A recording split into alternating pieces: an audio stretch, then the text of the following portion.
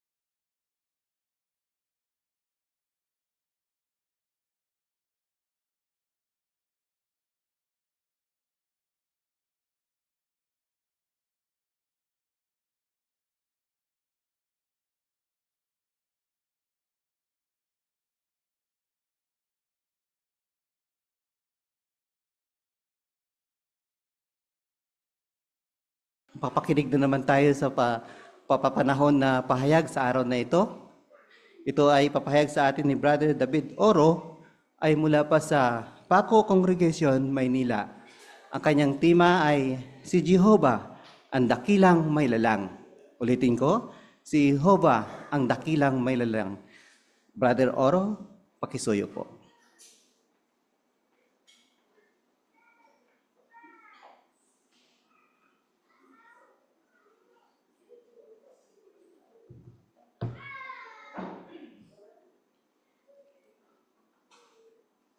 Sa detalye ng mga nagbabagang balita, nanganganib ang buhay sa lupa dahil sa polusyon sa hangin.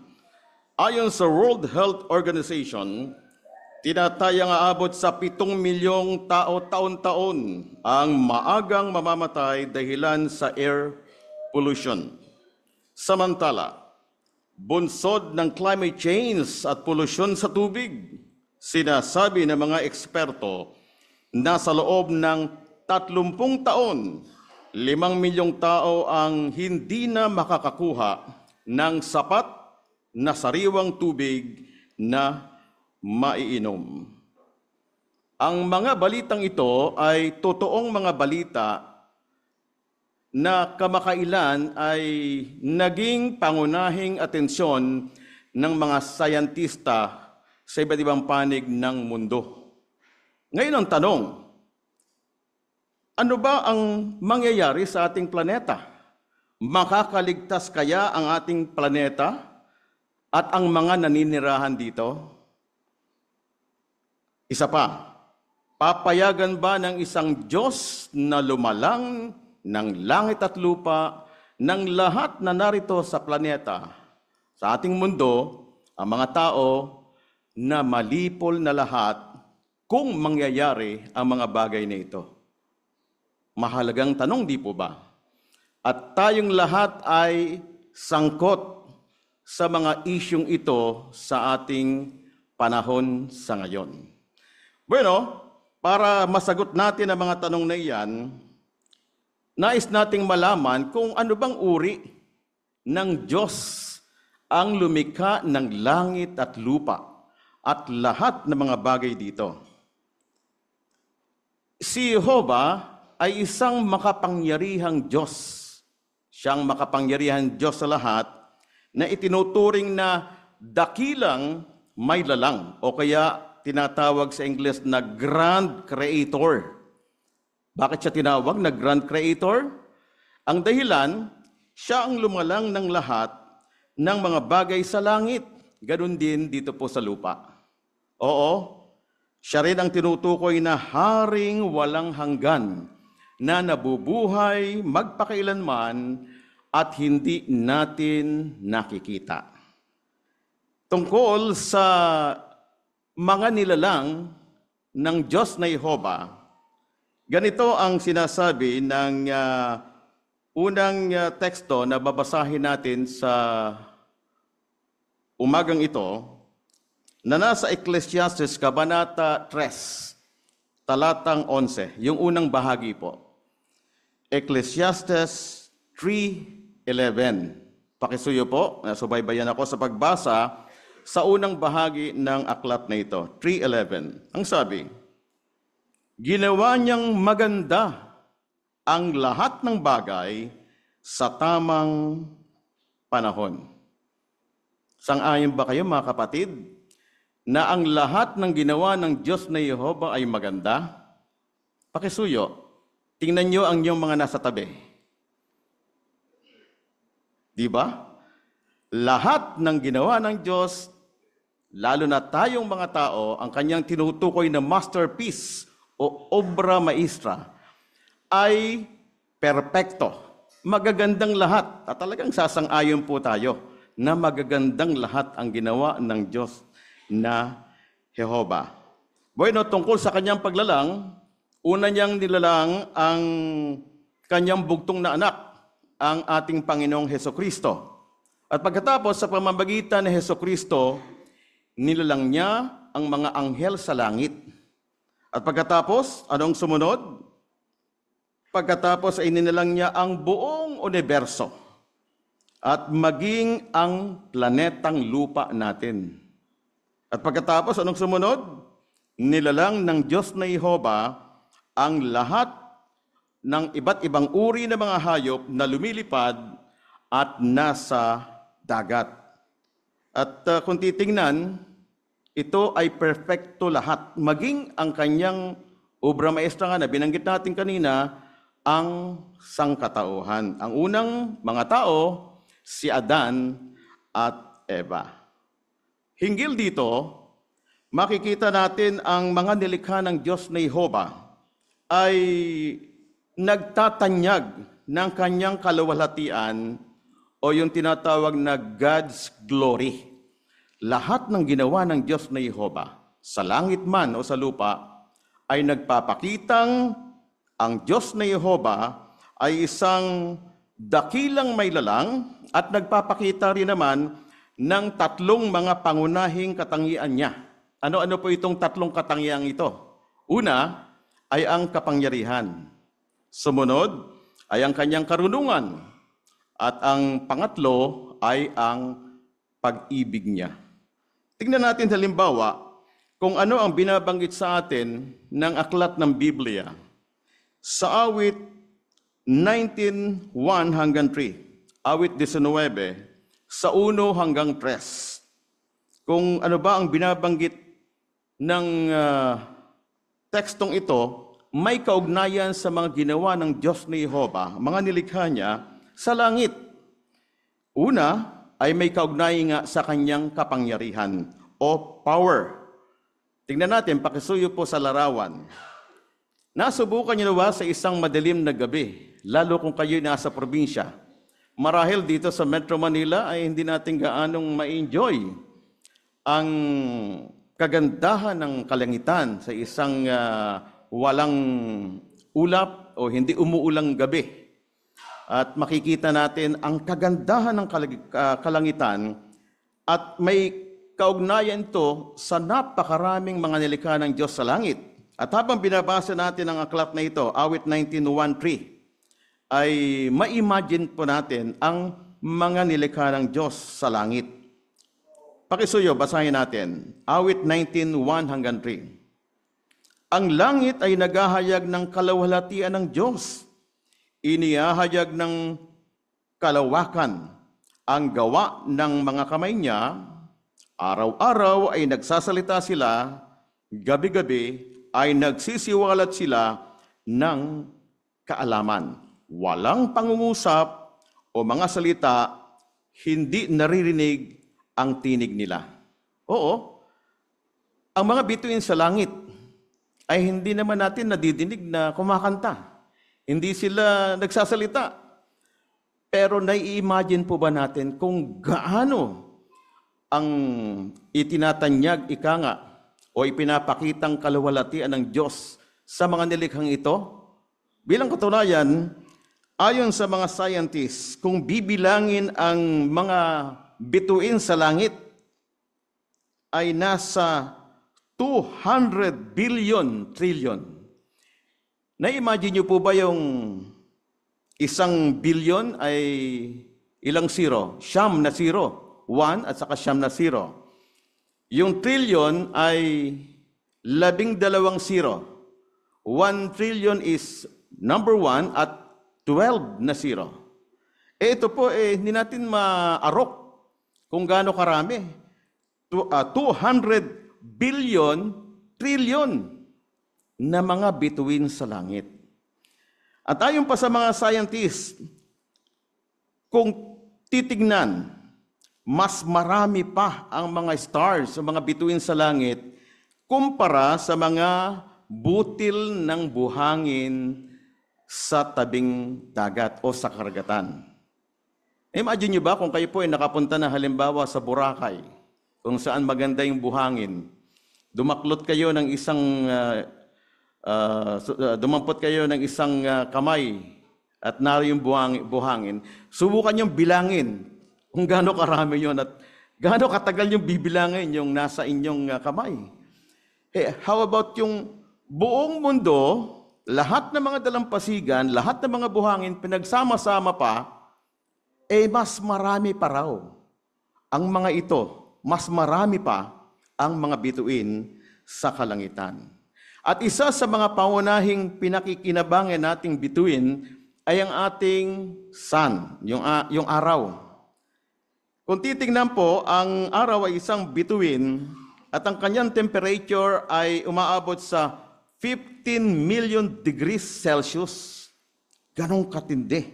At every seconds, ang araw ay naglalabas ng energy equivalent sa explosion ng napakarami o hundreds ng millions of nuclear bombs.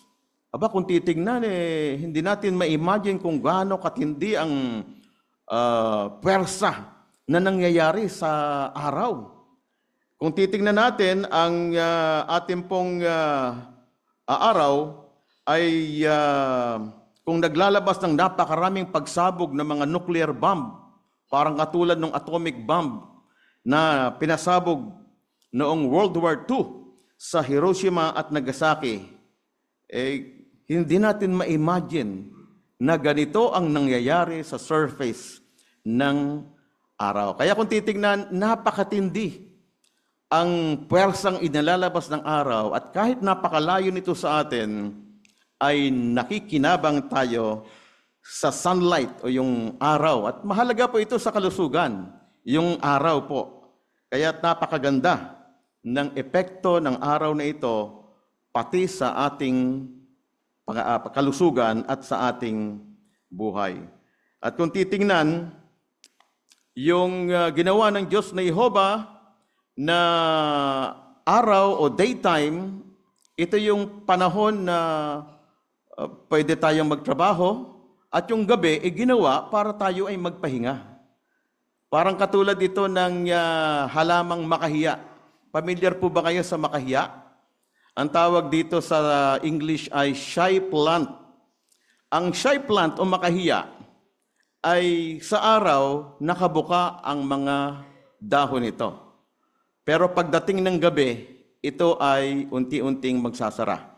Dahilan sa araw, gumagawa ito ng kanyang pagkain ng carbohydrates, nagmamanufacture siya sa pamamagitan ng photosynthesis na mamaya tatalakayin din natin. At pagkatapos paggabi naman ay sasarado dahil walang sunlight. Pero kung gagalawin natin ito kahit na araw, kusa itong sumasara, yung mga hangin na ito. Bueno, isa lamang yan sa kapakinabangan ng sunlight o epekto ng araw sa ating kapaligiran. Samantala, kung titingnan naman po ang karunungan o yung wisdom, abay napakatindi po ng karunungan ng Diyos na Yehova. Ang ating daigdig ay hindi katulad ng isang restaurant na yung mga basura ay inilalabas sa restaurant, di po ba? At yung mga bagong mga ilulutuin ay ipinapasok. Hindi ganyan po ang ating mundo. Ang ating mundo ay nasa loob lamang ng gagaling ang pagkaing ating kinakain at maging ang tubig na ating iniinom. Pero bakit po posible ang bagay nito? Ito po ay dahil sa tinatawag na cycle o yung tinatawag na natural cycle. Kabilang dito ang carbon and the oxygen cycle, ang water and nitrogen cycle. At ito ang nagiging dahilan para manatiling malinis ang ating mundo.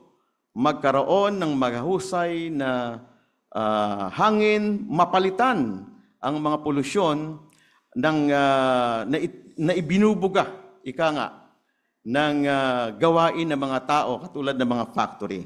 Kaya dahil dito ay nagiging maganda at nagiging maayos ang buhay ng mga tao sa ating mundo. At totoo na napakaganda ng mga epektong ito para manatili ang buhay, manatili tayong nabubuhay sa loob ng mundo. Nandyan ang mga cycles na ito na kapaki-pakinabang. Samantala, ang pangatlo sa ating natalakay ay ang pag-ibig. Ano po ba ang sinasabi naman ng pag-ibig? Isa sa mga katangian ng Diyos na Yehova. Pakisuyo, basahin po natin ang binabanggit ng Gawa 14:17. Ito ay may kaugnayan sa dahilan sa pag-ibig ng Diyos sa atin. Punong-puno ang daigdig ng natural na kagandahan at saganang pagkain. Basahin po natin Gawa 14:17. Pero nagbigay pa rin siya ng mga patotoo tungkol sa sarili niya. Gumawa siya ng mabuti at binigyan kayo ng ulan mula sa langit. At mabubungang panahon at saganang pagkain. At pinasaya niya ng lubos ang puso ninyo. Kaya kung titingnan, ang mga nilikha ng Diyos na Yehova ay sari-sari. May kaugnayan sa pagkain. Tingnan po natin halimbawa ang larawan, hinggil po sa iba't ibang uri ng mga pagkain, mga prutas, gulay na ating kinakain. Halimbawa, nandyan yung mansanas at strawberry, lemon, orange. Ano po kaya kung ang lahat ng ito ay kulay pula? Halimbawa, yung orange ay kulay pula rin naman, may kulay pula yung mansanas ay kulay po rin naman. At yung strawberry, kulay pula. Yung lemon, kulay dilaw. At yung orange, pag ito ay naging kulay pula, edi hindi na siya orange, red na. Kaya kung titignan, ginawa ito ng Diyos na iba-iba. At kung lalasahan din natin ang mga prutas na ito, iba-iba rin ang lasa ng mga prutas na ito. Bakit ito ginawa ng Diyos na Yehova? Kasi gusto niya na mag-enjoy tayo sa mga pagkain na kanyang nilikha habang ito ay ating tinatamasa. Oo, dahilan sa utak natin, nagiging at yung ating panlasa, nagiging mas na-enjoy natin at napapahalagahan ang regalo ng Diyos na Yehova katulad ng masasarap na pagkain. Kaya Ano ang reaksyon po natin? Dahilan sa mga nilikhang ito ng Diyos. Yung kanyang mga nilikha na nagpapakita ng kanyang kapangyarihan, ng kanyang karunungan at ng pag-ibig, marapat lamang na tayo ay magpasalamat. At ating masasabi, yung binabanggit ng Apokalipsis, Kabanata 4, talatang 11, na ano po ang sabi roon? Pakisuyo po, basahin po natin ang Apokalipsis, Kabanata 4, talatang 11, na ganito po ang sinasabing, O Jehova na Diyos namin, ikaw ang karapat-dapat sa kaluwalhatian at karangalan at kapangyarihan, dahil nilalang mo ang lahat ng bagay, at dahil sa kalooban mo ay umiral sila at nalalang. Kaya talagang ina-appreciate po natin, mga kapatid at mga kaibigan naming naririto at mga nakatutok sa atin sa pamamagitan ng Zoom o online, ay talagang maganda ang mga ginawa ng Diyos na Jehova bilang isang dakilang mailalang dahil lubusang nakikinabang tayong lahat sa kanyang mga nilikha na nagpapakita ng kanyang mga pangunahing katangian. Pero hanggang dito na lamang bang mga nilikha ng Diyos na Jehova? Tulad ng alam natin, nagkaroon ng problema nang magkasala sina Adan at Eva at dahilan sa pakikialam ni Satanas na dyablo. Pero kung titingnan, hindi nagtapos doon ang mga nilikha ng Diyos na Jehova. Ito ay sa pamamagitan ng paglikha ng Diyos na Jehova ng paraan kung papaano niya maalis ang pinsala at matupad ang orihinal na layunin o plano sa sangkatauhan. Ano po ang ginawa ng Diyos na Jehova at ni Jesucristo?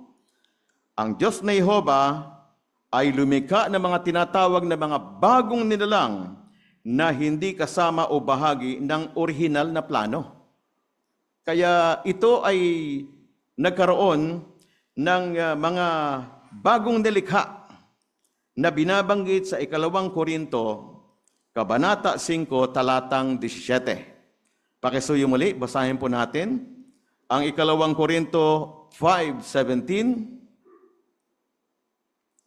na ganito ang sinasabi,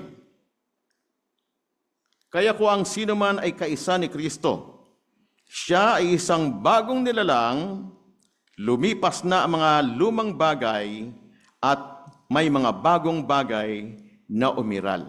Nakita natin mula sa ating binasa na para maayos ang mga nasira ni Satanas na dyablo, lumikha ang Diyos ng bagong nilalang at sino ang magiging bahagi nito at ano po ang magiging trabaho nito sa langit?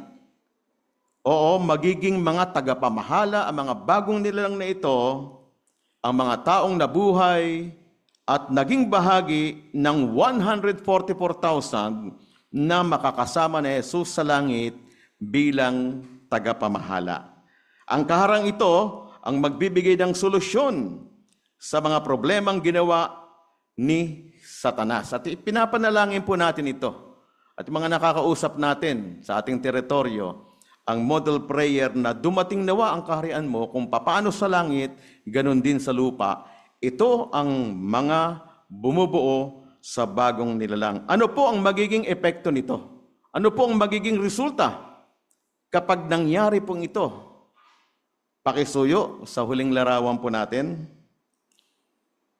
Makikita natin ang mundo na magiging isang paraiso.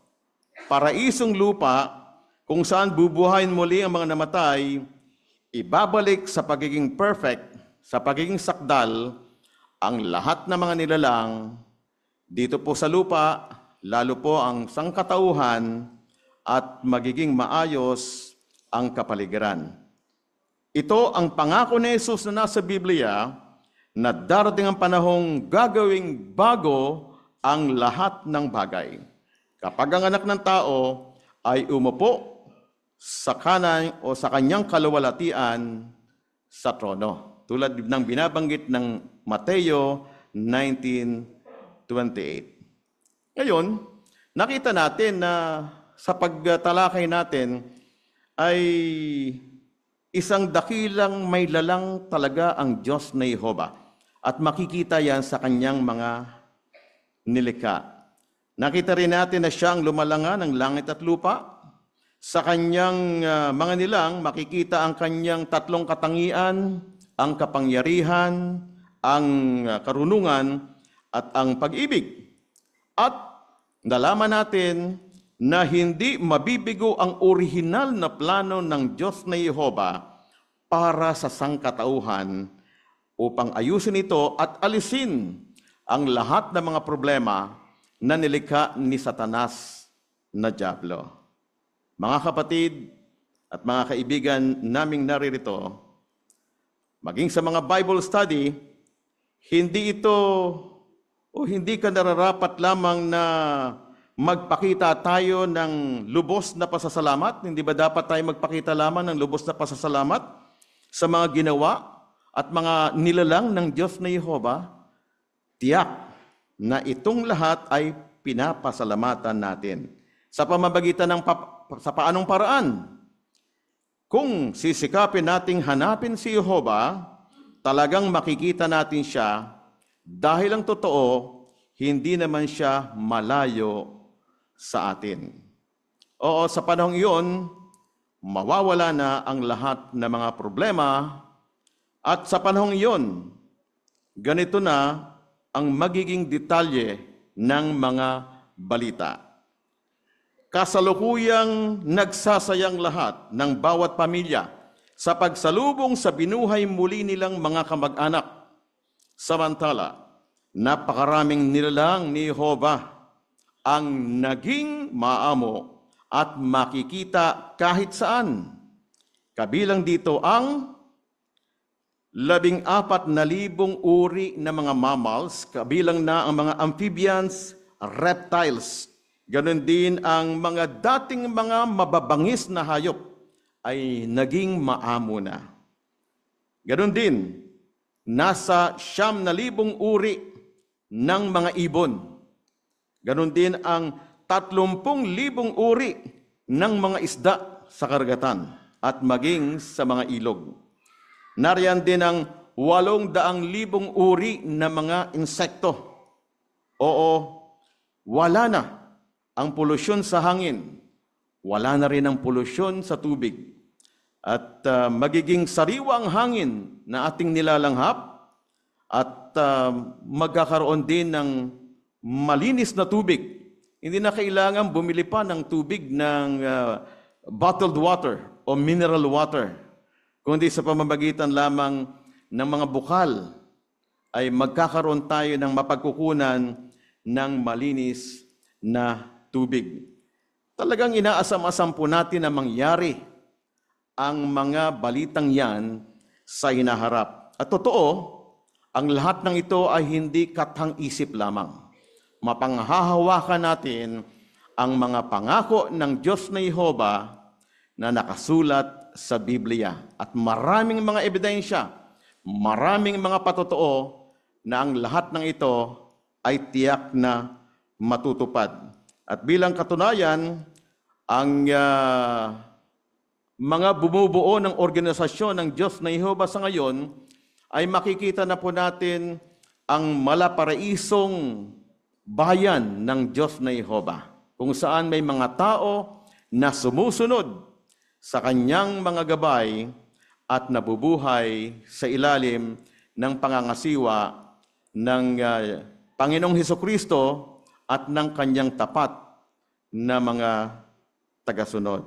Oo, talagang pinahalaga natin ang lahat ng nilikha ng Diyos na Jehova.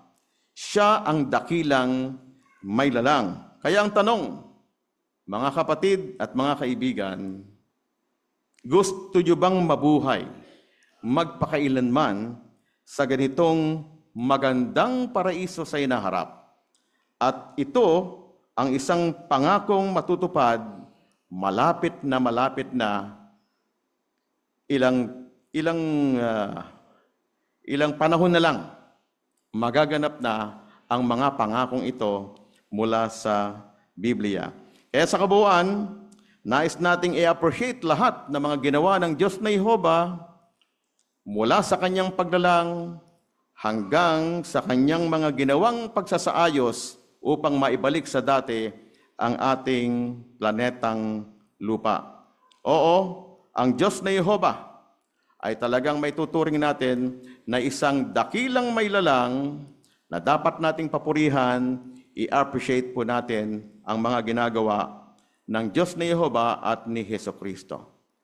Muli, Diyos na Jehova may tuturing na isang grand creator, isang dakilang may lalang. Magandang umaga at maraming salamat po sa inyong lahat.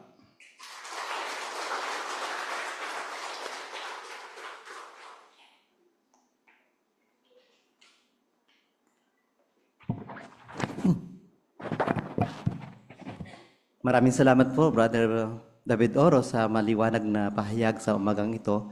Tunay nga na nakinabang ang lahat sa amin sa araw na ito. Muli ay dadako tayo sa pangalawang programa, ang pag-aaral sa Magasin Bantayan. Pangasiwaan tayo ni Brother AC Paraliaga. Pakisuyo po.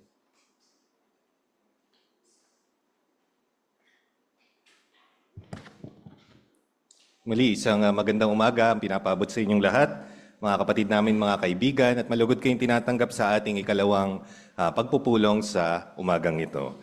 Pasimulan natin ang pagpupulong sa pag-awit. Sama-sama nating awitin sa song number 4. Ang pamagat, si Jehovah ang aking pastol. Hango sa awit, Kabanata 23.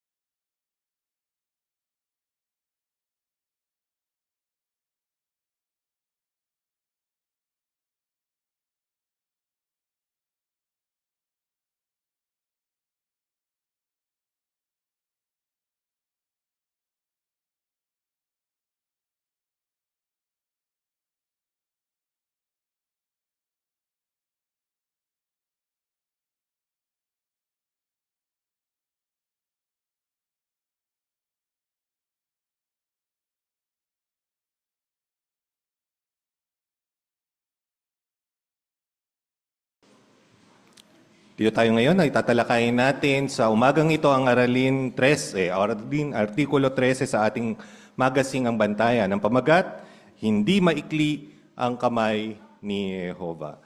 Noong nakaraang linggo, itinalakay natin ang kahalagahan ng paggamit ng Biblia, mga payo ni Jehovah sa pagdidesisyon. May kinalaman man ito sa pamilya, sa pagpili ng trabaho, sa pagpili ng mapapangasawa. Paano kung yung inaasahang nating resulta doon sa pagsunod kay Jehovah o paggamit ng ating pananampalataya ay hindi nagiging ganun? Ano ang gagawin natin? Susuko na lamang ba tayo? Makikita natin sa ating pag-aaralan sa umagang ito na kailangan natin na mas lalong magtiwala kay Jehovah na kaya niyang ibigay yung mga pangangailangan natin. Ipapakita niya sa atin kung paanong hindi maikli yung kanyang kamay. Makikita natin yung halimbawa ni Moises at ng mga Israelita. Makikita natin kung paano iyon magiging applicable para sa atin sa pag tayo ay napaharap sa problema sa pinansyal o kaya kapag tayo ay naghahanda sa kinabukasan. Kaya sa maraming aspeto ng ating buhay, makikita natin na talagang hindi maikli ang kamay ni Jehovah. Patutunayan natin yan sa ating pag-aaral sa umagang ito. Ngayon pasimulan natin ang pag-aaral sa pagbasa sa unang parapo. Hilingan natin si Brother Luistro na basahin ang parapo 1. Sa aklat ng mga Hebreo, marami tayong mababasang nagpakita ng pananampalataya kay Jehovah. Isa na dyan si Moises. Naipakita niya iyon nang akayin niya palabas ng Ehipto ang mga Israelita. Hindi siya natakot sa paraon at sa hukbo nito. Buo ang tiwala niya kay Jehovah habang tumatawid sila sa dagat na pula. Noong nasa ilang na sila, maraming Israelita ang nagduda kung kaya bang ibigay ni Jehovah ang mga pangangailangan nila. Pero patuloy pa rin nagtiwala si Moises sa Diyos at hindi siya binigo ni Jehovah. Makaimalang nagbigay ang Diyos ng pagkain at tubig para mabuhay mga Israelita sa ilang. Salamat. Sa tanong sa parapo 1, paano ipinakita ni Moises na nagtitiwala siya kay Jehovah nang akayin niya palabas ng Ehipto ang mga Israelita? Si Shane.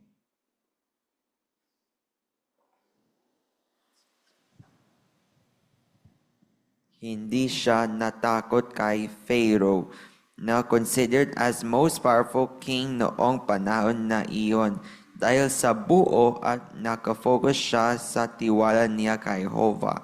Alam niya mas powerful si Jehovah compared kay Pharaoh po. Maraming salamat. Inilabas lamang ba sila mula sa Ehipto? Ano pang ginawa ni Jehovah para sa kanila? Brother Belmonte. Makahimalang naglaan nga po ang Diyos na Jehovah ng mga pangangailangan nila. At para po kay Moises, hindi laging madali para sa kanya na magtiwala sa Diyos na Jehovah kasi maraming hamon siyang napaharap. Kaya ang punto dito, makakapagtiis din kaya tayo sa mga problemang nararanasan natin. Maraming salamat. Paano talagang pisikal o na pinaglaanan ni Jehovah itong mga Israelitang ito? Brother Mehulio. May mga ulat dyan ng Bible. Halimbawa yung Exodo. Tubig. Pinaglalaan sila ng tubig. Yung 78, awit pagkain naman, mga karne o pugo. Kaya hindi lang sila niligtas, lahat ng pangangailangan nila ay ibinigay ni Jehovah. Yun, makikita nyo yun doon sa tanong sa mambabasa. Brother Nolan Vasquez, iba pang punto? Pinaglalaanan din sila kung saan din sila titira. May mga teksto rin dito, makikita rin. No, talagang ginabayan sila. Makikita natin, napalilitawin doon sa susunod na paragraph yung susing teksto natin. Napakaikli ba ng kamay ni Jehovah? Tingnan natin para po 2. Matibay naman talaga ang pananampalataya ni Moises. Pero mga 1 taon mula nang makalaya ang mga Israelita, nagduda siya sa kakayahan ni Jehovah na magbigay ng karne sa bayan niya. Hindi maisip ni Moises kung paano yung gagawin ni Jehovah kasi milyon-milyon sila sa ilang. Kaya sinabi ni Jehovah sa kanya, napakaikli ba ng kamay ni Jehovah?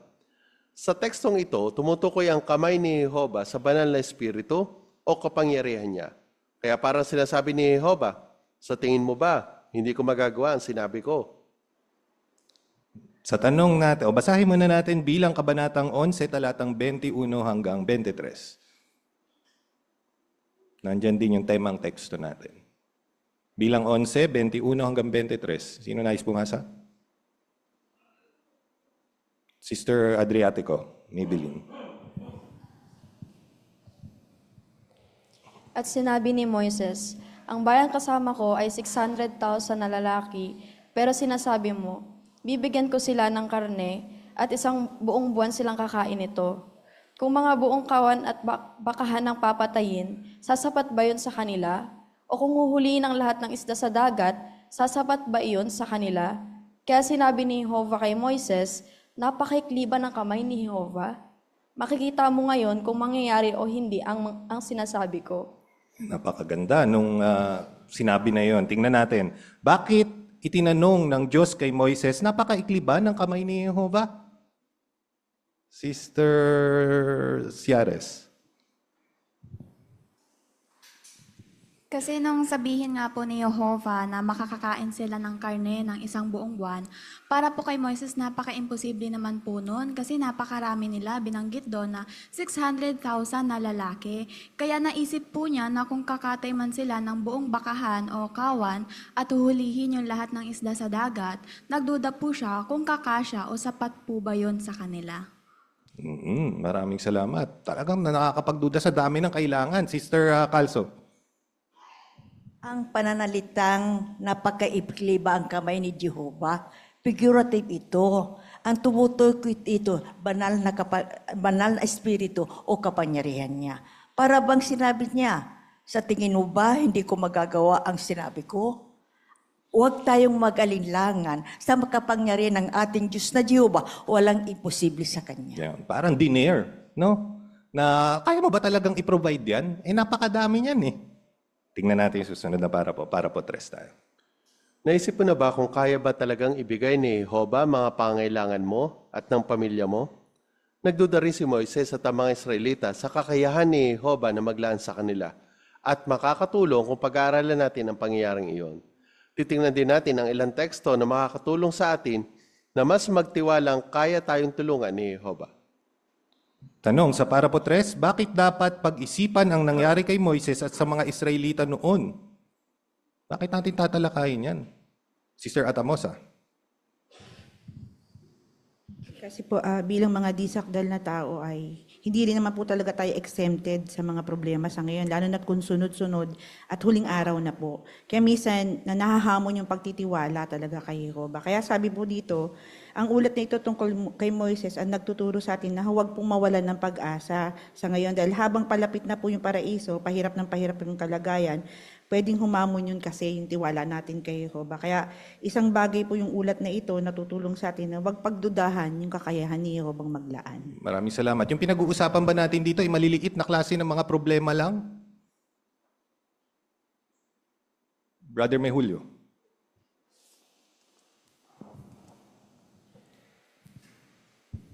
Binanggit dito, mga pangangailangan. Kaya lahat, concern ni Jehovah, yung mga pinangangambahan natin, huwag kang mangamba kasi yun yung mismo ay mangyayari. Kailangan lang natin talaga, sabi niya, tulad ni Moises, huwag kang magdududa. Kasi yung pagdududa, yan ang pumapatay ng pananampalataya. Yan. Tingnan natin kung talaga bang tinugunan ni Jehovah yung kanyang pangako. Matuto kay Moises at sa mga Israelita para po 4. Balikan natin ang nangyari. Mga 1 taon na naglalakbay papunta sa lupang pangako ang bansang Israel. Kasama nila ang malaking grupo ng mga banyaga sa ilang. Nagsasawa na sa mana ang mga banyaga at nagreklamo na rin ang mga Israelita. Hinahanap-hanap nila ang pagkain na mayroon sila noon sa Ehipto. At dahil kay Moises nagrereklamo ang mga tao, pakiramdam niya siya ang dapat magbigay nito sa kanila. Tanong sa para po 4, bakit nagdududa ang maraming Israelita sa kakayahan ni Jehovah na maglaan para sa kanila?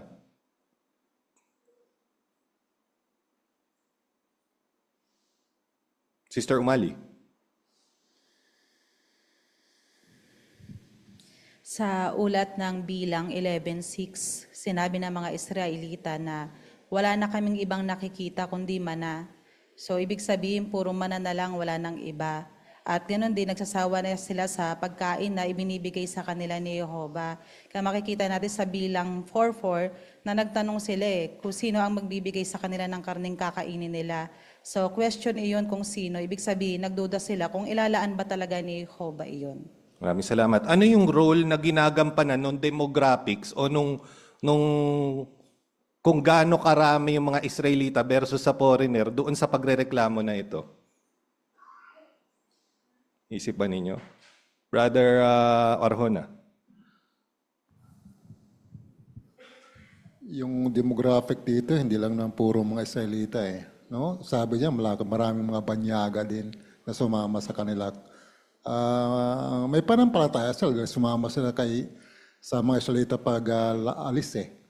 Pero lang, dakong huli, dahil puro mana ang kinakain, natural, mamimiss nila yung mga pagkain sa Egypto na kinasanayan nila. Kaya dakong huli yun, bumangon yung pagbulong-bulungan, namimiss namin kumain ng karne, sino magbibigay sa amin? Si Moises naman ang leader, kaya iniisip nila, siya din ang bigay, kaya napabigatan si Moises ngayon. Maraming salamat. Sister Brother Calso.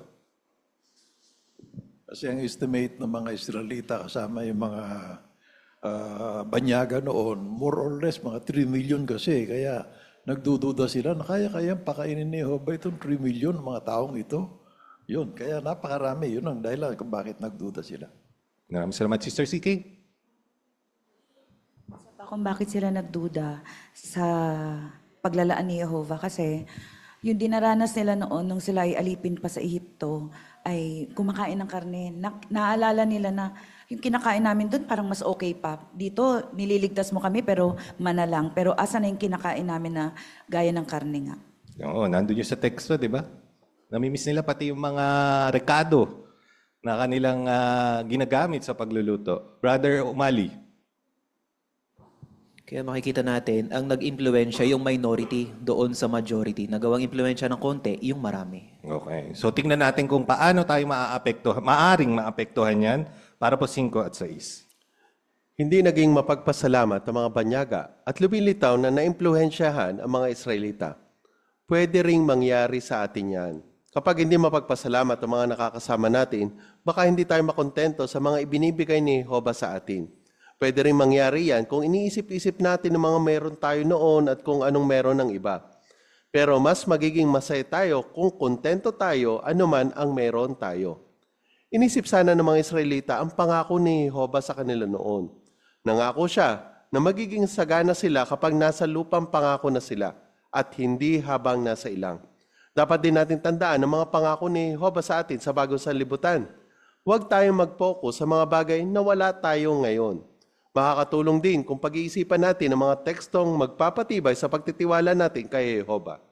Maraming salamat. Sa para po 5 at 6, pwede bang mangyari sa atin ang nangyari sa mga Israelita?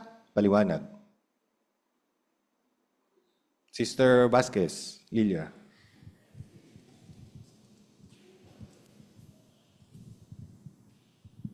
Pwedeng-pwede na mangyari rin ito sa atin, lalo na kung meron tayong mga kasama na mahilig ding magreklamo, na naghahanap din ng masasarap na pamumuhay o hindi kontento sa kanilang buhay. So kung yun ang kasama natin, talagang mahahawa tayo, katulad ng nangyari sa mga Israelita. Nahahawa sila doon sa mga banyaga kasi nga nagre-reklamo. Kaya ano yung aral sa atin? Kailangan makontento tayo kung ano yung meron tayo. Kasi yung pagiging kontento ang tutulong sa'yo para mag-focus ka ngayon sa mahalagang mga bagay. Maraming salamat. Saan tayo? Oh, Sister Oro.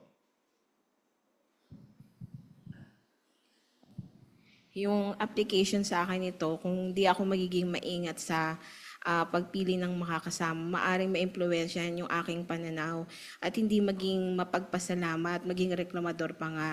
At yung mga gagawin ko, parang pabigat lamang.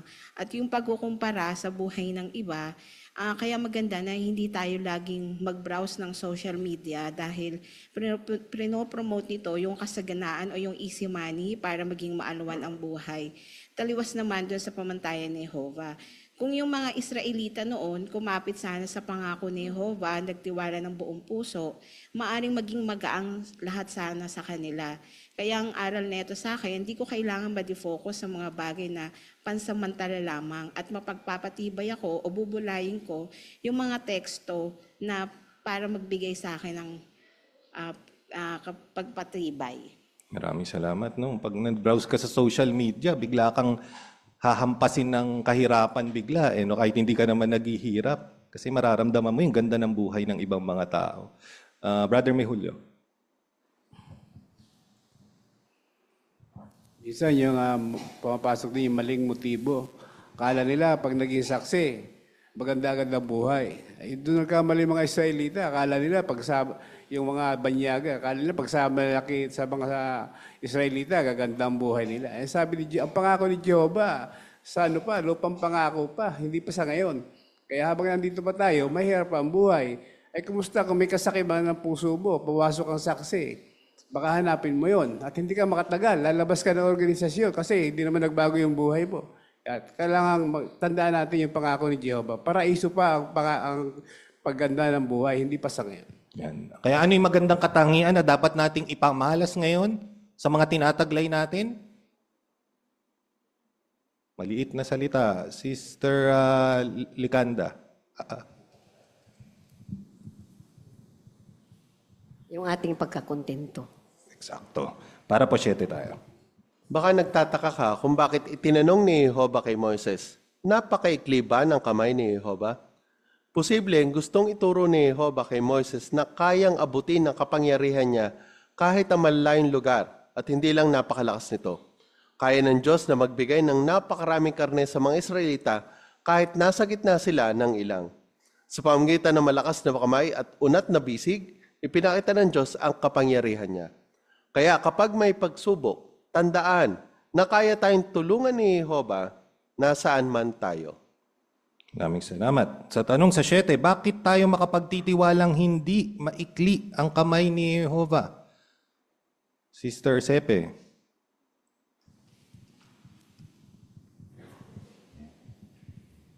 Ang makapangyarihang kamay ng Diyos na Jehovah ay kaya umabot sa lahat ng lingkod niyang patuloy na umaasa at nagtitiwala sa Kanya.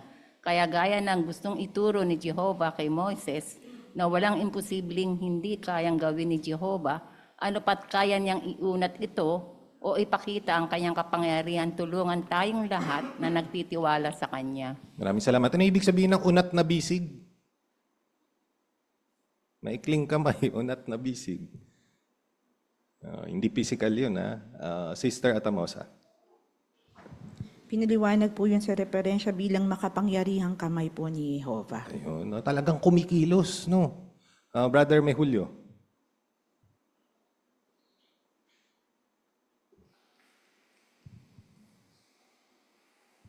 Kanina sa pahayag, binanggit yung kapangyarihan niya, di ba? At gaano karami yung kanyang ginagabayan na bituin? Bilyon, di ba?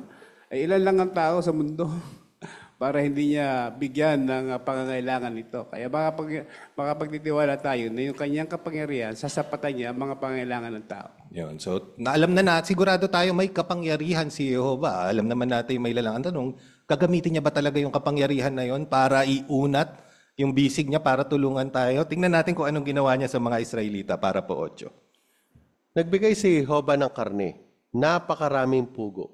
Pero imbes na magpasalamat, inisip lang ng mga Israelita ang sarili nila. Sa loob ng 1.5 araw, sobra-sobra sa kailangan nila ang kinuha nilang pugo. Galit na galit si Jehovah sa mga taong naghangad na may kasakiman at pinarusahan niya sila. May maatuhan tayo dyan. Dapat tayo mag-ingat para hindi tayo maging sakim.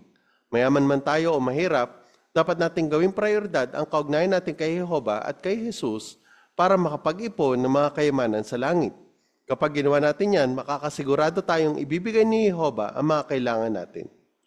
Maraming salamat. Sa 8, paano natin maiiwasan ang pagkakamaling nagawa ng mga Israelita sa ilang? Pwede natin tingnan yung larawan. Sister Chenny Legasan. Ano man po yung katayuan natin sa buhay, mayaman man tayo o mahirap, dapat tayong mag-ingat na huwag maging makasarili para hindi tayo maging sakim. Tulad po ng mga Israelita noon na binanggit dun sa bilang 11:31 hanggang 34, galit na galit si Jehovah sa mga Israelita noon. Kaya dahil sa kanilang kasakiman, kaya pinarusahan sila ng kamatayan. Sa atin din po sa ngayon, dapat na gawing prioridad yung kaugnayan kay Jehovah at kay Jesus o yung kayamanan sa langit at hindi doon sa material na tinataglay natin. Maraming salamat. Natupad ba talaga yung pangako ni Jehovah na kaya ko mag-provide ng pagkain o karne dyan sa napakaraming tao na yan? Brother Jay Calso. binigay ni Jehovah yung basic na pangangailangan nila, yung pagkain. Pero yung naging epekto kasi dito is yung naging sobrang sakim sila to the extent na naging greed sila sa bagay na binigay ni Jehovah na inisip na nila yung kanilang pansarili at hindi nila inisip na pag inuna nila si Jehovah, meron pang kapalit na magandang bagay ito. Maraming salamat. Brother Arjona. Pinakita dito ni Jehovah literal ang kolhogan na hindi Mexican yung kanyang pangalan. Ano? Ilang yan eh. Normal sa ilang wala masyadong makain. Kaya karne ang hinahanap nila. Kaya ginawa ni Jehovah, nagpaano ng hangin, dinala doon. Yung hipapanhipang dahil ng kilometro yung laki, lawak. So talagang makikita natin dyan na may tuturing talaga sa kanila na Himalayon. Ano? At yun nga lang ang problema. Naging sakim naman tuloy. Na imbis na magpapala, naging sumpa sa kanila. Maraming salamat. Brother Jeric, Nuestro.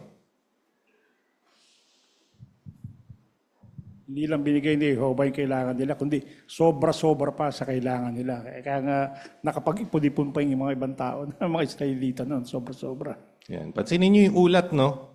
Sino gustong bumanggit ng mga measurements doon o kahit ilang measurement? Sister Umali. Wala naman exact measurement pero maganda. Tanga po natin sa bilang 11:32, yung nasa larawan. Hindi po natulog yung mga tao at nanguha sila ng mga pugo. At binanggit dito na di bababa sa 10 homer. At kung makikita natin sa reference, yung homer, yung equivalent po nito ay nasa 220 liters o 170 kilograms. Yung isang homer lang yon. So kung ita-times natin yun sa 10, nasa 1,700 kilograms bawat isa. Sabi nga doon, di bababa. So ganun sila kasakim. Yan, no? Para kang bumili ng isang kotse na puno ng pugo. Ganun kabigat. Brother Mata. Saan tayo mga kapatid? Mayaman sa pugo o mayaman sa Diyos? No, yung pwede nating itanong sa ating sarili. Sister CK. Doon nga sa insight nagduda din yung mga scholar ng Biblia na sa umpisa akala nila baka hindi yun naging totoo na nangyari kasi nga milyong-milyong pugo na lumagpas pa sa boundary ng ilang hanggang talagang somewhere pa doon. Kaya ang nangyari lang talaga sa kanila, masyado sila nagpadala sa cravings nila o yung pagnanasa talaga nilang kumain ng meat na kung saan ay hindi na sila nagtiwala kay Jehovah na bukas meron ulit. Nung tumanggap sila ng pagpapala, ano yung nakalimutan nilang gawin? Brother Calso. Kalimutan nila maging mapagpasalamat sa Diyos. Ano? Kaya yung lesson natin dito, yung pagiging greed, covetousness, may iwasan natin yan. Kasi yun ang maaring, yun ang naging dahilan kung bakit itong mga Israelita ay pinurusahan dahil sa kanilang kasakiman. Okay. Ngayon, tingnan natin, paano matututunan natin dito? Pag nagutom ba tayo, may pugo rin na darating. Tingnan natin para po 9. Kahit tinutulungan ni Jehovah ang bayan niya ngayon, hindi ibig sabihin na hindi na tayo maghihirap o magugutom. Pero kahit mangyari yan, hindi tayo pababayaan ni Jehovah. Ibibigay niya ang kailangan natin para mapaharap ang anumang pagsubok. Paano natin mapapakita nagtitiwala tayo dyan? Magagawa natin yan sa 2 sitwasyon. Una, kapag may problema tayo sa pinansyal at pangalawa, kapag naghahanda tayo para sa kinabukasan. Para po 9, ano ang siguradong gagawin ni Jehovah para sa atin? Doon tayo sa maliit na oro. Sigurado po na hindi tayo pabayaan ni Jehovah at ibibigay ang lakas para sa pagsubok at mapapakita natin ang pagtitiwala sa 2 sitwasyon pag may problema sa pinansyal at sa kinabukasan. Okay, maraming salamat. Talaga bang hindi magugutom ang mga lingkod ni Jehovah? Brother Oro. Ipinapakita na talagang daranas din naman ng gutom at talagang maghihirap ang mga lingkod ng Diyos na Jehovah sa ngayon at posible pa nga na namamatay sila. May mga patunay o may mga pangyayari before na halimbawa si David nang siya ay tinutugis ni Saul. Talagang sabi rin sa report ay sa ulat ng Biblia ay nanghingi ng tinapay para siya makakain. At pagkatapos, wala naman tayong mababasa na siya ay naging o namalimos. Iba yung nanghingi, iba yung pamamalimos. Isa pang karanasan ay si Apostol Pablo na dahilan sa pag-uusig ay nakaranas na magutom at nauhaw. Pero ang malinaw dito, tinitiyak ng Diyos na Jehova na bilang isang bayan ay gagabayan niya, sasaklolohan niya ang mga lingkod ng Diyos na Jehova sa kabuuan yung kanyang organisasyon. Marami pong salamat. Brother Oro, isa pang punto. Tayo nga po ay nabubuhay ngayon sa mundo na ang itinuturo ay dapat kapitan ang mataas na edukasyon upang magkaroon ng magandang kinabukasan. Kaya nga bilang kabataan na nakaranas ng ganitong sitwasyon, ang offer ng sanlibutan ay katanyagan, karangyaan sa isang kilalang paaralan bilang scholar. Ngunit alam ko nga na pag ito ang pinili ko ay hindi ko mapaglilingkuran si Jehovah. Kaya mas pinili ko na mag-aral na lang ng short course. Nagtayo ng maliit na negosyo upang pangtusto sa paglilingkod kay Jehovah at alam ko ito ay sulit. At nagtitiwala nga ako na ang pinili kong kurso ay panghabang buhay at alam kong hindi maiksi ang kamay ni Jehovah. Maraming salamat sa napakagandang karanasan. Tingnan natin kung paano natin mapapalawak pa yan kapag may problema sa pinansyal. Para po, Gis.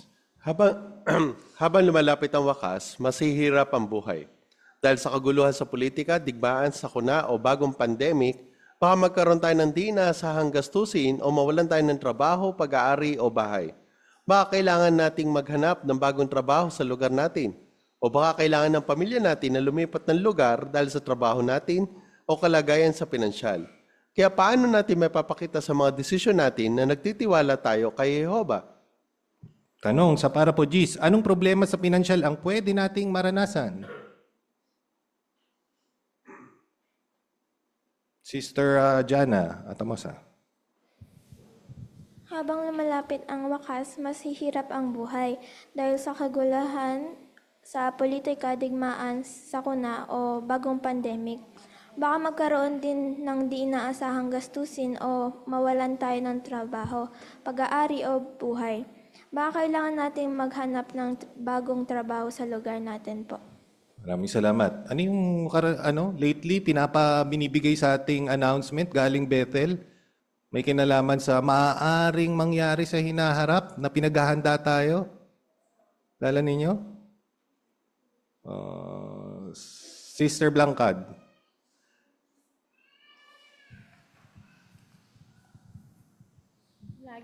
Lagi tayong pinaghahanda tungkol sa nalalapit na food shortages. Tagutom. Tagalugin ko na. Brother Tom. Nakalimutan lang ni Sister Blanca. Sa akin naman, personally, ramdam ko talaga yung hirap ng buhay habang papalapit tayo sa wakas. Kasi kung sa aming naghanap buhay, dati yung aming biyahe ay regular 7 days sa isang linggo. Pero ngayon, nagkaroon ng coding, tapos nagkaroon ng alternate. So hindi ko na inaasahan, nagaganda pa talaga yung aming biyahe. Ang ginawa namin, so nag-adjust kami, maging kontento sa lahat ng bagay para hindi ka masyadong problema doon sa daranasin mo. Yun. Ano pa kaya kung pandemic nun? Di bawal bumiyahe talaga. Hindi halos zero yung kikitain ng mga bumabiyahe natin mga kapatid. Brother Jay. Iba-iba kasi yung uri ng problemang mararanasan natin. No? Yung pinansyal ay isa sa mga aspeto lamang na magiging problema. Pero kung pag-usapan natin pinansyal, sinasabi dito na baka kailangan nating maghanap ng bagong trabaho. So, ibig sabihin, hindi naman tayo ay linilimitahan na maging dependent tayo sa ibang kapatid o sa ibang bagay, pero kailangan maghanap din tayo ng ibang trabaho na kung saan yung ating personal na mga pangangailangan ay masapatan din. Kasama na rin dito yung bagay na sinasabi, o baka kailangan ng pamilya na lumipat ng lugar. So ito yung mga bagay na dapat pag-isa sa alang-alang para gumawa ng tamang desisyon kasi alam pa rin natin at the end of the day, kung iuunahin natin si Jehovah, hindi niya tayo pababayaan. Maraming salamat. Sister Oro? isa rin po yung mga maling pag-budget po sa financial natin na minsan po na mas naunang bilhin yung mga kagustuhan kaysa unahin po yung mga dapat paglaanan nito. Kaya nga dagdag pa rin po dito dahil sa maling pag-budget, nawawalan din po tayo ng sapat na ipon para sa mga emergency na gastusin. Yun. Wrong budget, bad investments. Brother Calso. Ipinakikita dito sa ating mga pinag-aaralan na talagang si Jehovah lamang ang ating security. Wala nang iba. Marami pong salamat. Tingnan natin kung ano magagawa natin kapag tayo napaharap sa mga bagay na katulad nito para po 11. Napakahalagang sabihin kay Jehovah mga lalahanin mo at sigurado makakatulong yan sa iyo. Humiling ng karunungan para makagawa ng tamang desisyon. Hilingin ding maging kalmado ka para hindi ka masyadong mag-alala. Ipanalangin din na tulungan ka niya maging kontento. Mag-research sa mga publikasyon natin na mga pwede mong gawin kapag may problema ka sa pinansyal. May mga artikulo at video tungkol sa paksang iyan sa jw.org at marami ang natulungan ng mga ito. Tanong sa para po 11. O basahin muna natin Lucas 12:29 hanggang 31. Sister Vasquez. Josie. Kaya wag na kayong maghanap ng kakainin at iinumin ninyo. At wag na kayong masyadong mag-alala. Dahil ang lahat ng ito ang pinakakaabalahan ng mga tao sa mundo. Pero alam ng inyong Ama na kailangan ninyong ang mga ito. Sa halip, patuloy na hanapin ang kanyang kaharian at ibibigay niya sa inyo ang mga ito. Marami pong salamat. Tanong sa 11. Ano ang pwede mong gawin kapag may problema ka sa pinansyal? Sister Di Macali.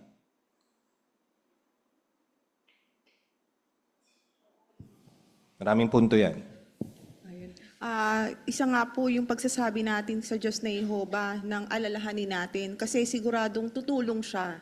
Kung hinihiling po natin na bigyan tayo ng karunungan na makagawa ng tamang desisyon at kung hihilingin din natin na maging kalmado tayo habang nandun tayo sa sitwasyon.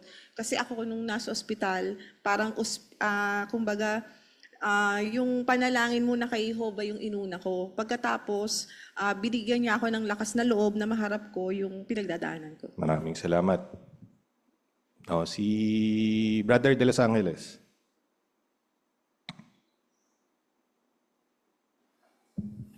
Mahalaga din po na kapag tayo nananalangin, kinakailangan nating maging espesipiko. Isang magandang punto. Brother Iganya.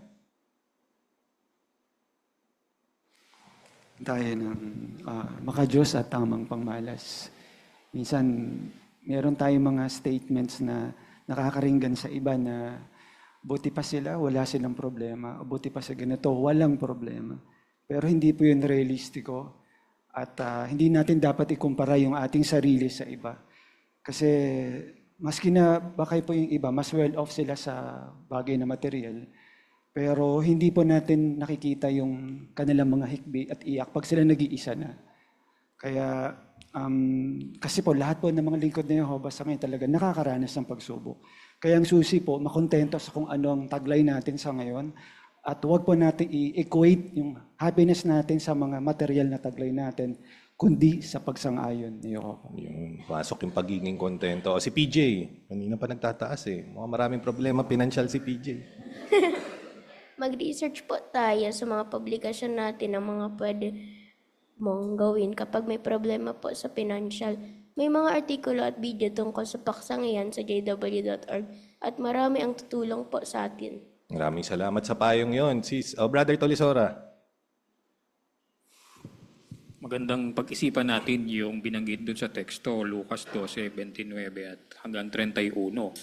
Alam ni Jehovah kung ano yung pangangailangan natin. Kaya dapat hindi tayo mag-alala. Sa halip, pinasisiglan niya tayo na unahin din yung kaharian. At ginagaranti ni Jehovah na lahat naman na ito ay ipaglalaan niya sa atin. Maraming salamat. Sister CK. Nakakapagpatibay po yung 31 na sagot sa tanong na kapag may problema tayo sa financial, huwag natin hayaang masira yung spiritual routine natin. Kumbaga, sinabi lang doon problema sa financial, oo, mabigat yon, pero yung spiritual routine, hindi dapat natin idamay ito. The more na pangunahin pa rin ito sa atin, makakaisip tayo lalo ng solusyon at magiging positibo tayo na masolve yung problema. Kaya importante, lumapit tayo kay Jehovah, no? Kasi siya yung unang-una nating maaaring pagsabihan niya at mahingan ng tulong. Tignan natin susunod na para paano pa ito makakatulong sa atin. 12. Pinili ng ilan na tanggapin ang trabaho maglalayo sa kanila sa pamilya nila. Pero bandang huli, nakita ng ilan sa kanila na hindi maganda ang desisyong iyon. Bago tanggapin ang isang trabaho, pag-isipan, hindi lang ang laki ng kikitain mo, kundi pati na ang laki na magiging epekto nito sa spiritualidad mo at ng pamilya mo. Pag-isipan ito. Kung magkalayo kami mag-asawa, ano kaya ang magiging epekto nito sa pagsasama namin? Makakalabas, makakadalot, makakasama ko pa kaya, mga kapatid? Kung may mga anak ka, pag-isipan din ito. Paano ko palalakihin ang mga anak ko ayon sa disiplina at patnubay ni Jehovah kung hindi ko sila kasama? Makinig sa payo ni Jehovah, hindi sa mga kapamilya at kaibigan na hindi sumusunod sa mga prinsipyo sa Biblia. Si Tony na nakatira sa Western Asia ay inalokan ng magagandang trabaho sa ibang bansa. Pero nang ipanalangin niya ito kay Jehovah at pag-isipan nila itong mag-asawa, wala siyang tinanggap sa mga iyon. Pinag-isipan din nila kung paano nila mababawasan ang gastusin nila. Sinabi ni Tony, dahil sa desisyong iyon, natulungan ko ang ilan na makilala si Jehovah. Gustong-gusto rin ng mga anak namin na paglingkuran siya. Nakita namin na kapag sinusunod namin ang Mateo 6:33, paglalaanan niya kami. Tanong sa 12, anong mga tanong ang pwedeng pag-isipan ng isang Kristiyano bago magdesisyon para sa pamilya niya? Sister Blancad.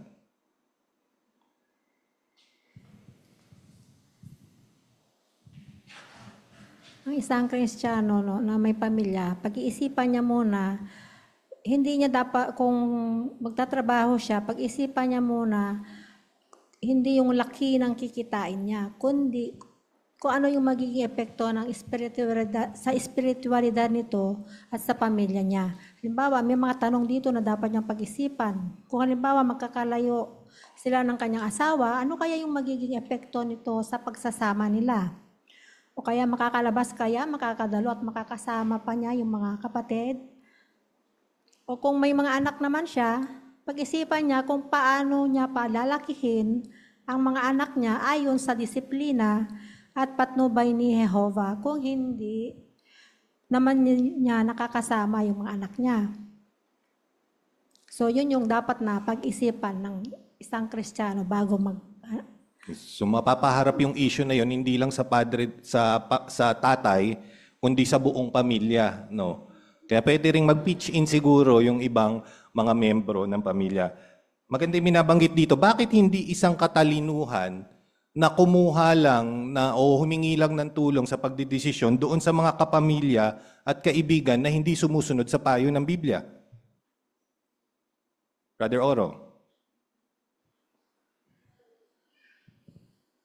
Mayroong ang ganong pangyayari na may mga pagkakataon na isang binanggit dito ng referensya na isang sister na gustong mag-abroad. Napayuhan na siya ng mga elder na wag ituloy ang kanyang plano. Pero sabi rito, may mga sister na nagsabing mag-abroad siya at sinabi pa ng mga sister na ito sa kapatid na babae na kung mahal mo ang pamilya mo, aalis ka. Total, sabi niya, makakapaglingkod ka pa rin naman kay Jehovah kahit na nasa abroad ka. Pero nang nangyari, hindi po naging maganda ang resulta kasi naapektuhan yung relasyon nila ng kanyang asawa, itong sister, at maging ng kanyang anak. Katulad din nung samantala, sa kabilang dako, yung karanasan naman ni Tony, nakinig siya sa payo ng Diyos na Jehovah at ikinapit nila yung simulain sa aklat ng Biblia, yung binabanggit dito sa Mateo 6:33 na unahin ang kaharian. Oh, so baliktad yung ginawa, no? Yung isa yung sumunod, yung isa hindi. Nakita natin yung naging resulta, Brother Tom.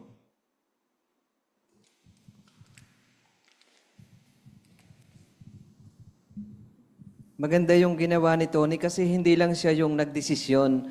kasama niya yung asawa. Kasi kung siya lang ang magdesisyon, baka sabihin ng asawa niya, napakagandang opportunity, bakit hindi ka umalis? So kung dalawa kayo na nagdidesisyon doon sa isang bagay, talagang pagpapalain ko yun ng Diyos na Jehova. Kaya maganda nga yung naging resulta noon. Kasi nagpasimple sila nung kanilang, halimbawa, yung mga gastusin, at nakatulong yung kay Tony na marami na makakilala kay Jehova. At yung mga anak naman nila, naging maganda rin yung epekto kasi talagang naging masigasig sila. Maraming salamat.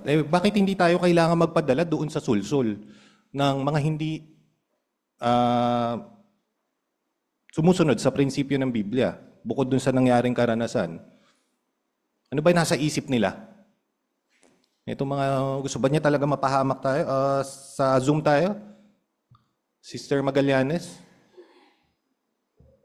Sandali lang. Kasi kapag nakinig po tayo sa mga pamilya natin or kaibigan na hindi po sumusunod sa principles ng Bible, maaring mailayo lang tayo sa spiritual activities natin at mapuputol po yung connection natin kay Jehovah. Kaya mas mabuting sundin po natin kung ano po yung kaaloban ni Jehovah. Maraming salamat. Brother Libres. Kapag sumunod sa mga payo ng mga kahit ng mga saksi o mga kaibigan, hindi talaga magiging maganda ang resulta. Yung nabanggit kanina na babae, si Marlene yun eh. Tapos sabi niya ilang buwan lang siya pupunta sa abroad. Pero naging taon. Sabi nung anak niya, bakit mo ako iniwan? Tapos nung huli, sabi nung anak, sabi ni Marlene, si Jimmy yung anak niya eh. Sabi ni Marlene, hindi niya na ako mahal. Kaya talagang hindi nagiging magandang resulta ang pakikinig sa mga payo ng ilang mga kaibigan o kahit kapatid pa yan. Hindi talaga magiging magandang resulta. Kailangan unahin talaga si Jehovah, yung Mateo 6:33. Yan. So instead sa pangingibang bansa o paghiwalay sa pamilya, ano yung maaaring gawin ng isa kapag napapaharap siya sa problemang pinansyal gaya nung ginawa ni Tony? Brother Arjona. May kasabihan naman tayo, kung umiksi ang kumot, matutong mamaluktot. Meron kasi mga kapatid, talagang may kapapansin mo, na minsan hirap na reklamo, pero hindi nagbabagong lifestyle. Nasa Starbucks lagi. Kapag ganun mangyari, kapag nagmakdo ka, dati lagi noon, magturo-turo ka muna. So yun ang tinutukod, nag-adjust din. Hindi mamuhay doon sa parang delusion na. Okay, wala ka ng pera no? Nagbubuhay ka pa ng malaking, gumagastos ka pa ng malaki. Sister Chares, Marian. Malaking tulong nga po sa akin yung hindi na po ako lalayo sa halimbawa, no? Sa sarili ko na lang din po. Minsan ko na rin pong naisip na bilang ex-abroad, marami opportunity. Marami akong kaibigan na nag-offer na nasa Dubai, Japan, Canada. Malaki ang opportunity talaga, malaki ang kita kung tutuusin. Pero kung kumustahin mo ang pamilya nila, yung isa kong kaibigan, labas-masok ang anak sa kulungan, wala na sila ng asawa niya, yung isa wala ng bahay. So, ang punto lang, kumbaga, kung sa material lang, malaki talagang opportunity na sanlibutan. Pero kung pipiliin mo talaga si Jehovah, hindi ka talaga magsisisi. Nakatulong sa akin yung panalangin na maging kontento para tumulong yun sa akin para magpasimple ng buhay, maging kontento na hindi maghangad ng kung ano yung meron ng iba at hindi tumubo sa puso ko yung inggit at hindi ko rin maituro yun sa mga anak ko. Kaya yun po ang talagang maging malaking bunga o malaking pagpapala po galing kay Jehovah. Maraming salamat sa buhay na patotoo na yun. Tingnan natin yung susunod na aspeto kapag naghahanda para sa kinabukasan. Para po 13. Makikita rin ang laki ng pagtitiwala natin kay Jehovah sa mga plano natin para sa kinabukasan. Pinapayuhan tayo ng Biblia na maging masipag para makapag-ipon tayo para sa hinaharap, kung posible. Makakatulong iyan kasi nagbibigay ng proteksyon ng pera. Pero hindi dapat maging pinakamahalaga sa buhay natin ang pag-iipon ng pera. Sa 13, ano ang mga pwede nating gawin ngayon para mapapaghandaan ang mga pangangailangan natin kapag tumatanda tayo o tumanda na tayo? Sister Monique Layaw. Pinapayuhan po tayo ng Biblia dito sa Kawikaan 6:6-11 na maging masipag dahil kapag dumating po yung panahon na mga ilangan tayo, meron tayong mapagkukunan. Pero dapat hindi po ito yung magiging pinakamahalaga sa buhay natin at makikita po sa laki ng pagtitiwala natin kay Jehovah sa kung paano tayo magdidesisyon para sa kinabukasan natin. Maraming salamat. Ngayon tignan natin kung paanong yung pagiging masipag at pagtatrabaho sa hinaharap, paano natin ma-incorporate dun sa pagpaplano natin sa ating future. Para po 14. Sa isang ilustrasyon, pinakita ni Jesus kung bakit hindi katalinuhan mag-ipon ng pera ng hindi mayaman sa Diyos. Hindi natin alam kung ano mangyayari sa hinaharap. Sinabi rin ni Jesus na bilang mga tagsunod niya, dapat handa nating iwan ang lahat ng pag-aari natin. Nang mangyari yan noon sa mga Kristiyano sa Judea, masaya pa rin sila. Sa panahon natin, maraming kapatid ang nawalan ng trabaho at mga pag-aari dahil wala silang sinuportahan na partido sa politika. Ano ang nakatulong sa kanila? Talagang nagtiwala sila sa pangako ni Jehovah. Hindi kita iiwan at hindi kita pababayaan. Pinagpaplanuhan natin ang hinaharap.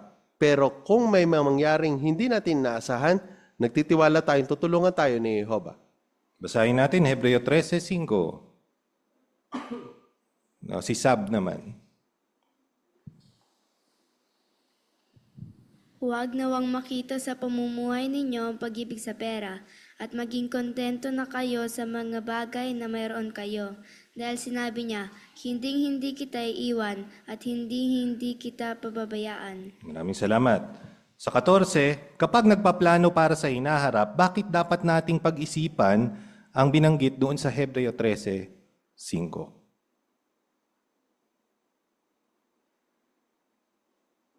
Brother Luistro. Hindi natin alam kung ano mangyayari sa hinaharap. Gaya ng binanggit kanina, tinutulungan ni Jehovah ang bayan niya, pero darating pa rin ang matinding pag-uusig. Baka mangyari rin sa atin yung nangyari noon sa unang siglo na kailangang iwan ng mga kapatid yung mga pag-aari nila. Kaya ang punto, hindi tayo nagtitiwala sa ating material ng mga pangailangan, kundi lagi tayo nagtitiwala kay Jehovah anuman ang mangyayari sa hinaharap. Maraming salamat. Paano pinalitaw nung ilustrasyon na binanggit ni Jesus yung kahalagahan ng pagiging mayaman sa espiritual na mga bagay? Brother Mata. Binanggit na Jesus yung ilustrasyon na sabi niya, hindi pwede sa isa na mag-ipon ng salapi na hindi naman mayaman sa Diyos. Kasi bakit? Yung binanggit kasi dyan sa Hebreo 13:5, sa hinaharap yan hindi lang yan ngayon. So kung ngayon pa lang alam natin ang hinaharap, susundin at susundin natin yon. Kasi hindi yung nanigurado tayo sa sarili natin na mali naman pala yung ating ruta. Kaya makita natin dyan yung kasiguruhan ngayon pa lang. Kasi bakit? Ang problema na hinaharap natin, napakarami niyan. Tulad bundok. Pero ang solusyon naman galing kay Jehovah, ayon sa Hebreo 13:5, gadagat naman. Maraming salamat. Brother Mehulio. Ganda yung binanggit doon sa Santiago na sabi doon na kung lulubin ni Jehovah o kung kalooban ito ni Jehovah, mangyayari ito. Kasi ibig sabihin, huwag tayong masyadong focus doon sa hindi pa mangyayari. Tulad niya, yung pera, para daw yan, parang ibon daw yan, lumilipad, naglalaho. Kaya kahit anong dami ng ipon mo, mawawala ng visa. Yan, ano ba? Tulad nga sa XCL din, mawawala ng visa yung pera. Kahit marami kang pera, kung yung pera naman hindi na magagamit, edi useless na rin yun. Kaya tama yung sabi ni Jesus, maging mayaman tayo sa Diyos. Salamat. So, Brother Calso. Di ba kanina sa napag-aralan natin yung mga Israelite, ang pangako sa kanila, doon ko kayo pagpapalain sa lupang pangako na pinangako ko sa inyo. Pero dahil sa paghihirap nila dito, hindi nila inisip yung pangako eh. Kung ano yung nangyayari ngayon, yun ang iniintindi nila. So ang lesson natin dito, dapat talaga lagi nating tandaan yung pangako ni Jehovah sinaharap. No? Kaya kung maghirap man tayo ngayon, edi magtiis tayo kasi yung pangako ni Jehovah sa hinaharap pa niya, tutuparin para sa atin. Rapid, salamat sa magandang punto. Brother Umali. Maganda rin yung Santiago 4:14, natuto ako dun sa punto na yun na tulad singaw yung buhay natin. Halimbawa, paano kung yung buhay natin hanggang next week na lang? Magsisisi kaya ako na sana pala naglingkod ako noon, hindi ako nag-focus sa material. Kaya yung pag-una sa kaharian, pag-una sa kalooban ni Jehovah, makakatulong sa akin na hindi magsisi kung may mangyaring hindi naasahan. Oo, yun yung dandun sa ilustrasyon na binanggit ni Jesus, no? Mag-ipon ka ng kayamanan mo, pag namatay ka, wala lang lahat yung value na yan kung hindi ka naging mayaman sa Panginoon. Tingnan natin kung makakatulong ba talaga yung anak sa paghahanda natin sa hinaharap para po 15. Sa ilang kultura, marami ang gustong magpamilya kasi iniisip nilang ang mga anak nila ang maglalaan para sa kanila kapag matanda na sila. Sinasabi ng Biblia na dapat paglaanan ng mga magulang ang mga anak nila. At habang tumatanda ang mga magulang, baka kailanganin nila ng tulong at masayang ginagawa iyan ng maraming anak. Pero dapat tandaan ng mga Kristiyanong magulang na magiging mas masaya sila kung palalakihin nila ang mga anak nila na maging lingkod ni Jehovah kaysa kung palalakihin nila ang mga ito para lang suportahan sila kapag tumanda na sila. Tanong sa 15. Ano ang dapat tandaan ng mga Kristiyanong magulang habang pinapalaki ang mga anak nila? Tingnan din yung larawan. Sister Calso. Mahirap talagang magpalaki sa anak. Kasi sa pagpalaki sa dalawa kong anak, ginawa ko ang obligasyon both spiritually and physically. Most of time, nasa bahay ako, ginagampanan ko ang gampanan kong bilang tatay at nanay. Kinakapit ko ang sinasabi Deuteronomy chapter 6 to 8. Sa tulong na yan, naging stricta ako sa kanilang dalawa. At ayon sa panganay kong anak, doon lang niya tatanto ang pagiging stricta ng magkaanak siya, palaging tunay na tunay. Kaya sulit na sulit lang naman ang nagawa ko sa kanila. Itong chapter 3 verse 4 ng 1, wala nang magpapasya sa akin kaysa rito marinig ko ang patuloy na lumalakad sa katotohanan. At nasabi ko sa aking asawa ito dahil din pa siya lingkod noon. Yan din ang gusto ng mga magulang na katulad ko, sigurado yun, no? Lumakad yung mga anak sa katotohanan. Pero ang tanong, kapag yung mga anak ba natin, investment ba ito para sa future na pwede nating makuha yung insurance? May retirement fund na ako. Kasi meron ako maraming anak. Ganun ba? Brother Libres. Sa ibang kultura, ganun ang kaisipan nila. Nalalaki nila yung kanilang anak. Para pagtanda nila, yung mga pangangailangan nila, maaaring tumulong yung mga anak. Pero may ilang Kristiyano rin na ganun ang kaisipan. Pero tandaan natin na ang mga anak, pag pinalakihan sa kaisipan o sa kalooban ng Diyos na Jehovah, maglingkod kay Jehovah, mas magiging maligaya ang mga magulang. Talagang kaysa sa papalakihin sila nito para suportahan lang sila, mas maganda kung palalakihin sila sa patnubay ng Diyos na Jehovah. Magiging mas masaya ang magulang. Yan. Tingnan natin kung paano natin matutulungan yung ating mga anak para magawa yon sa 16. Habang tinuturuan ng anak ninyo na suportahan ng sarili niya, ipakita niyong nagtitiwala kayo kay Jehovah. Kahit bata pa siya, ituro din sa kanya kung bakit mahalaga maging masipag. At habang lumalaki siya, tulungan siyang magsikap sa pag-aaral. Pwedeng i-research ng mga Kristiyanong magulang ang mga prinsipyo sa Biblia na magagamit na anak nila sa pagdidesisyon tungkol sa edukasyon. Tulungan siyang maintindihan na pansuporta ito sa sarili niya at sa mga goal niya sa spiritual. Basahin natin Efeso 4:28. Si Bart, pakisuyo.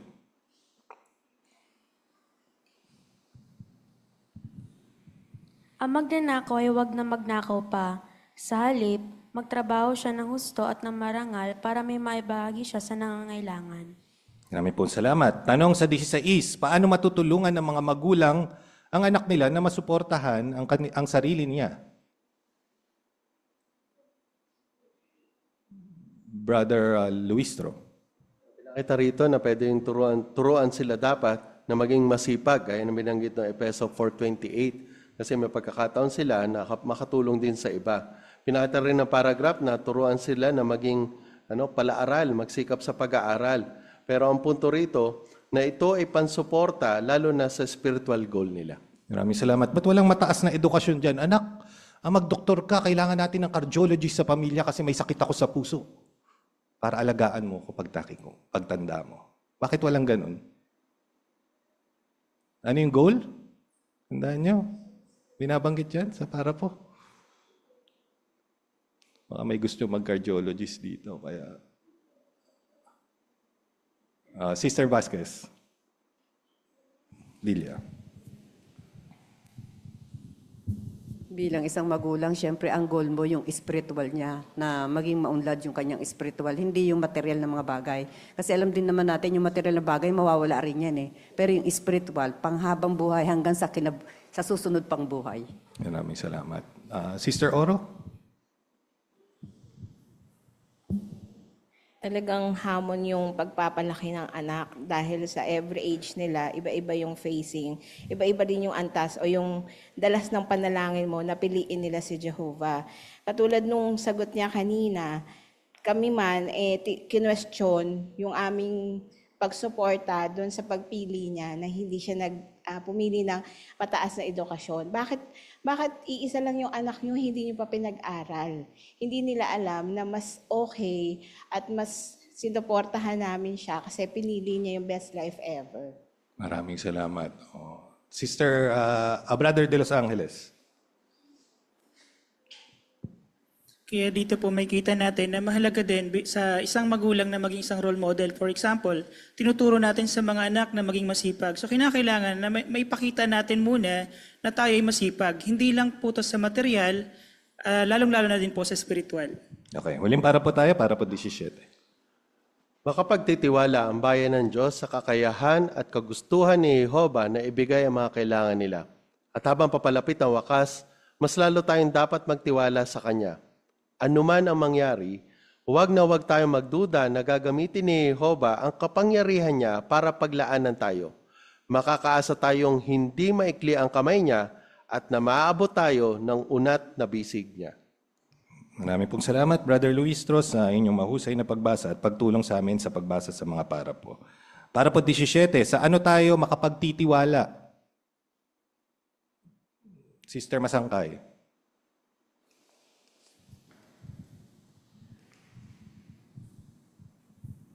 Palapit nga po yung hirap na daranasin natin habang hinintay nga po natin yung isang paraisong lupa. Pero ang punto po dito ay huwag po nating magduda na gagamitin po ng Diyos na Jehovah yung kapangyarihan niya para tulungan niya tayo. Bakit? Kasi kung yung anak nga niya binigay niya para sa ating lahat, paano pa yung katiting na problema natin ngayon? Kaya tunay na anumang mangyari, tutulong at tutulong siya dahil pangako niya yon para sa ating lahat.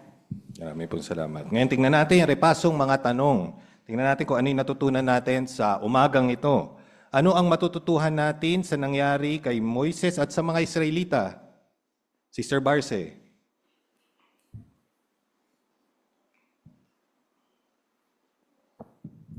Yung pagiging mapagduda ni Moises at mga Israelita na hindi kayang pakainin ng Diyos na Jehovah ang milyon-milyong individual.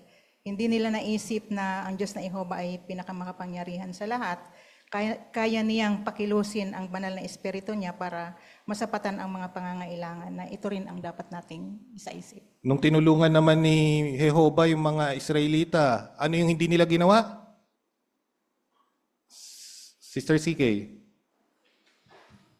Hindi sila nagpahalaga, kaya hindi sila nakontento. Naging greedy pa sila. Pagkatapos, yung natutunan ko din dito sa nangyari kay Moises sa mga Israelita na hindi si Jehovah ang sanhi ng paghihirap nila, yung pagiging maangal nila, kundi sila yung may problema, sila yung nagduda sa kapangyarihan ni Jehovah.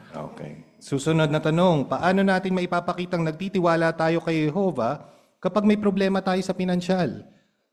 Sister Riza Luistro. Yung nasa Kawikaan 16.3, sa pamamagitan po ng panalangin, pwede nating hilingin kay Jehovah yung karunungan para makagawa tayong tamang desisyon, maging kalmado, di masyadong mag-alala at maging kontento. Gayun din, samantalahin din natin yung spiritual na paglalaan ni Jehovah, kagaya ng mga publications, articles, at videos na makakatulong sa atin na maharap yung pinansyal na problema sa tulong mismo ni Jehovah. Sa susunod na tanong, huling tanong, ano ang dapat nating pag-isipan kapag nagpaplano tayo para sa hinaharap? Sister Sherin Calso. Na maging balanse tayo, na kahit na ang focus natin ay ang ating spiritual, dapat magiging masipag tayo sa trabaho para mapaghahandaan natin yung hinaharap. Maraming salamat. At Sister Atamosa? Napatibay nga po ako dun sa isang payo ng isang matatanda sa kongregasyon. Sabi po niya, mas magandang unahin ang kaharian kaysa kaha at ari-arian. Maraming salamat. Kung nararamdaman ninyong maikli yung kamay ni Jehovah sa ngayon, hindi talaga maikli yun. No? Baka hindi pa lang natin nararamdaman yung physical na pagpapala na talagang ipinangako niya sa atin kasi pinangako niya naman yun talaga sa hinaharap. Sinabi na ang mga lingkod niya magdurusa sa panahon natin ngayon at mahihirapan din naman. Hindi naman puro kabutihan, hindi naman purong masaya ang mangyayari bilang mga lingkod kasi inihula yun ni Jesus na tayo ay mahihirapan. Pero ano ang importante dito sa pagkakataong ito? Sa panahon na mapapaharap tayo sa problema, pinansyal o iba pang mga bagay, importante yung pagtitiwala natin kay Jehovah. At alam natin, hindi tayo iiwan ni Jehovah anuman ang mangyari. Maraming salamat sa inyo mga kapatid. Sa susunod na linggo ay bagong artikulo tayo, artikulo 14. At sarahan natin ang ating pagpupulong sa umagang ito sa pag-awit ng Song 150. Hanapin ang Diyos para maligtas. Hango sa Sefanias 2:3 at pagkatapos hilingan natin si Brother Oro para pangunahan tayo sa pansarang panalangin.